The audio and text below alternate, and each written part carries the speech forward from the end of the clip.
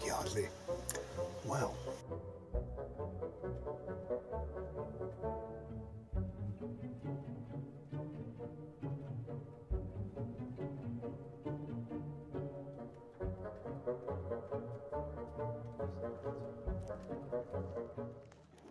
So here we are in the fabulous warehouse of the Suhl Gun Museum. This is where they put all the stuff that's not on display to the public normally, and it's filled with treasures.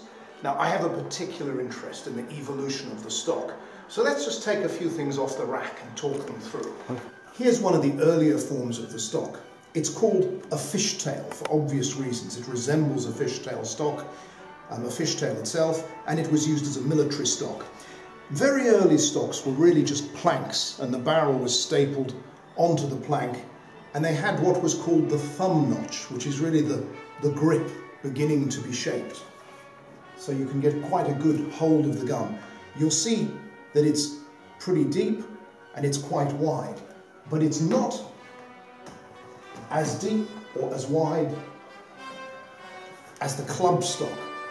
Now, you will get some of these old weapons and you will be amazed at how wide they are. Actually, this one isn't as wide. This shape of stock is usually called the club stock, and the modern sporting gun stock evolves from this type of club stock.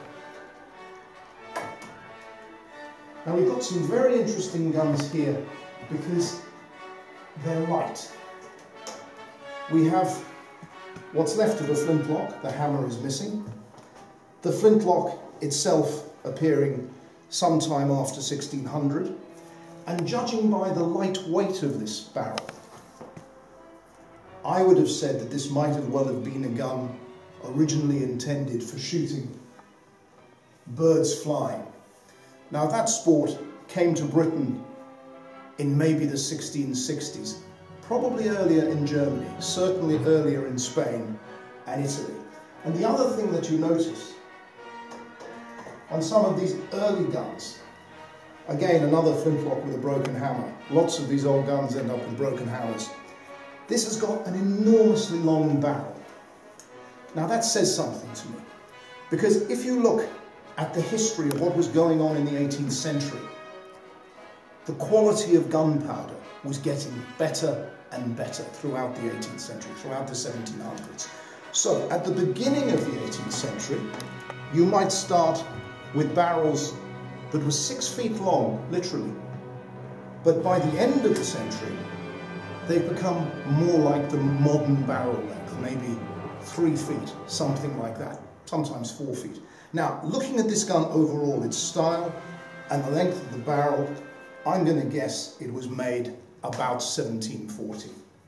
And you'll also see the way the shape of the hand and the cheek piece is beginning to evolve. And it's surprisingly handy. It may be very long, but it handles really well. It's one of the surprising things about a lot of these old sporting guns.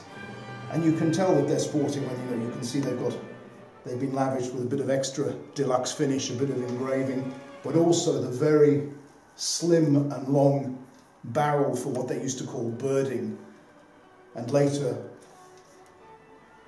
shooting and flying. And you know, that feels really, really well balanced. I could shoot that.